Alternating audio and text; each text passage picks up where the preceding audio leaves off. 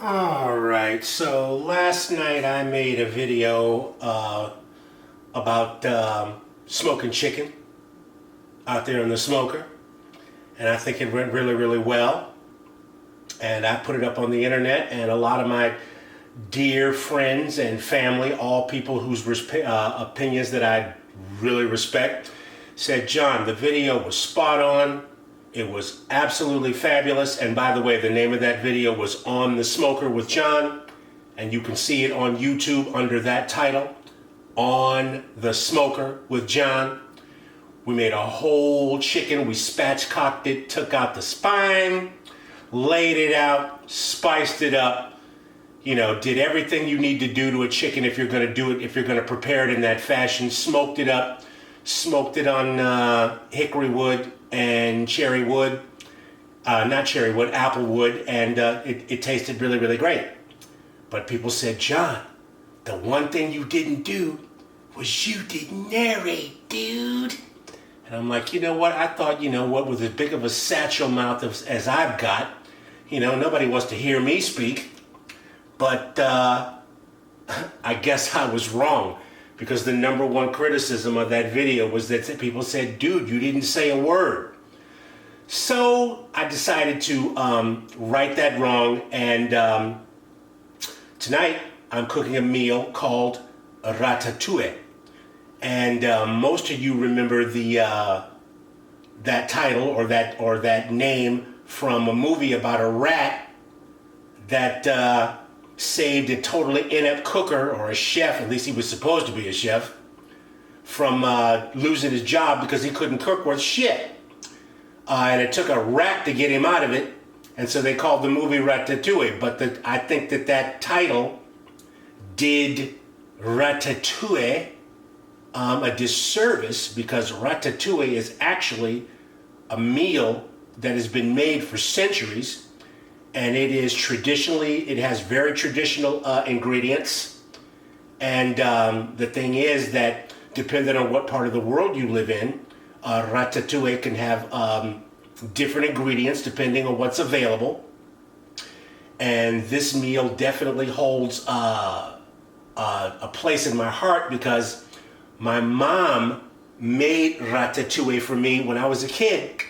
And I absolutely positively loved it, and most kids hate vegetables. I hate vegetables, they suck.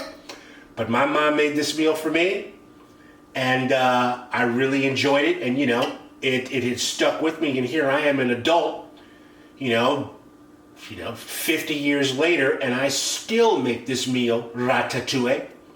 And the nice thing about it is it's versatile.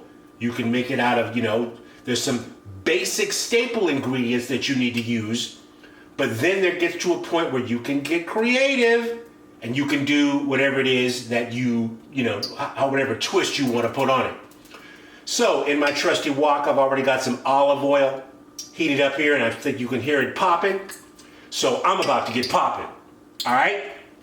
So you can see right here, I got red onion and garlic already chopped up. Those are the backbones of any meal that's going to taste good, is garlic and onion. It doesn't matter whether the onion is red, white, yellow, just like it doesn't matter what color you are. When it comes to onion, it doesn't matter what it is. So long as you got some in there, it's all good. So we're going to put it in, and listen to this. You hear that? That's what I'm talking about right there. A nice sizzle, yeah? Right? I'll let you know that your oil is nice and hot, and that it's pulling out the seasoning. And I think I'm going to turn my fan on low so that my fire smoke alarm doesn't go off, because that would certainly mess this video up. But as you can see, you just kind of simmer, and you just let it, that hot oil just gradually pull out those nice flavors from that garlic and that onion. And like I said, in this particular case right here, I chose to choose red onion because the flavor is nice and subtle, and it makes things taste really, really nice. So we just give it a chance to settle down. Settle down, children. And you can hear the sound of the sizzle start to settle down a little bit, right? And that's exactly what we want to do, okay? We'll let that do its thing.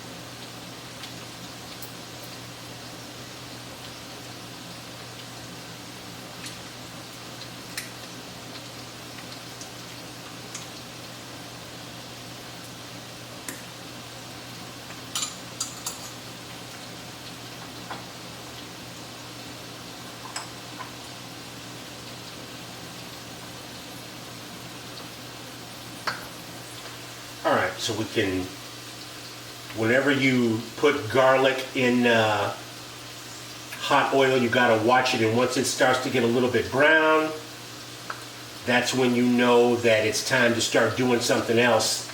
So, because garlic can take on kind of a really bitter flavor if you let it get too cooked in hot oil. So as you can see, I'm just starting to get a little bit of browning of the garlic right here, which lets me know that it's right now giving up its most amount of flavor. So then we go ahead and throw in some tomatoes that I have pre-cut. And because the tomatoes were pre-cut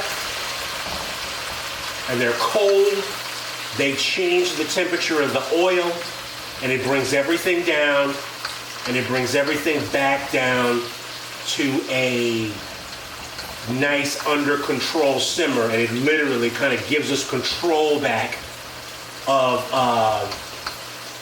the oil before it gets too hot. So we go ahead and let those tomatoes do their thing for a little bit. We want to get them to break down a little bit so they kind of get kind of slurry. At the very least, we want the skins to pop so that we know that the tomatoes are starting to release a little bit of their magic. Okay? And you know what? When you cook, you always want to make sure that you challenge yourself. Okay? So here's the deal. I've been making ratatouille for 30 years. I've made it for my kids when I was a husband, and my kids loved it. And I've been making it as a bachelor, and so forth and so on. I've made it through the years, blah, blah, blah, blah, blah, blah, blah, blah, blah.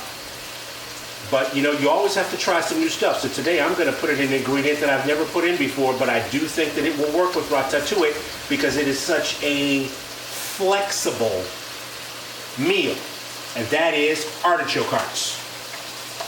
I'm putting those in right now. Pre-cut, I cut them before I started the video. Artichoke hearts have a wonderful flavor, a strong flavor, so I didn't put too many in because I don't want to overdo it. But artichoke hearts have a wonderful flavor, and you just kind of throw those in, and oh yeah, smells absolutely wonderful.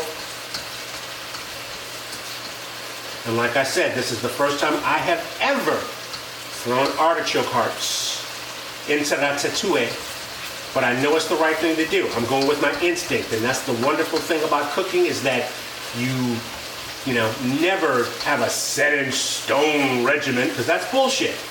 When you cook, it's all about being creative and doing what you think is right. And guess what? If you're wrong, then throw the shit out. But if you're right, guess what? It's a home run. So here we go. And this is all starting to come together. If you could smell it, and I wish you were here, I think you would agree that it smells absolutely wonderful. And as you can see, it's got a nice little balance of kind of liquid and vegetable thickness. you know that all the flavors are nice and mixed in, right? So now here we go with a mixture of green and yellow squash. Yellow squash, green squash, and we're gonna throw that right in. This is the main ingredient of what ratatouille is, the squash. And you can use any kind of squash you want, but I have found that the green and yellow is the best combination. So here we go.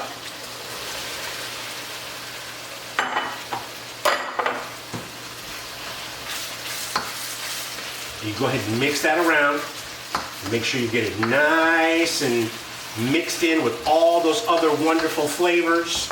Get a nice, big, juicy mixture of all of that stuff. And you can tell when the vegetables start to glisten with the oil of everything that's in there. That's when you know that every single piece of the zucchini squash has touched all that flavor, which is exactly what you want. Okay.